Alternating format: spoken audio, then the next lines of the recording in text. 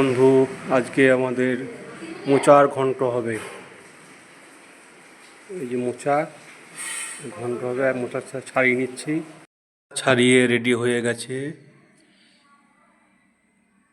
তো মশলা করে নিই, দুটো টমেটো কুচি, দুটো আদা কুচি, 4-5টা লঙ্কা কাঁচা দিয়ে মশলাটা করে নিই। এটা একটু সিটি মেরে নিচ্ছি। তেজপাতা, শুকনো লঙ্কা, দুটো 5 ফোড়ন আবার কষে নিচ্ছি।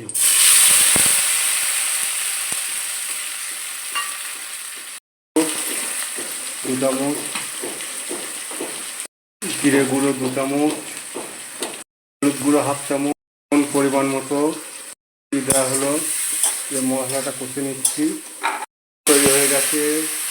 মোচাটা দিয়ে দেওয়া হলো। এবার রান্না করে নেব। কাশ্মীরি লঙ্কা গুঁড়ো অল্প পরিমাণের। ঘন্ট রেডি হয়ে গেছে। নামাবার আগে একটু গরম মশলা,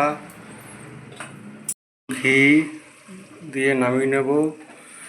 মোচার ঘন্টটা রান্না ভালো লাগলে একটু সাবস্ক্রাইব, লাইক, শেয়ার করে দেবেন।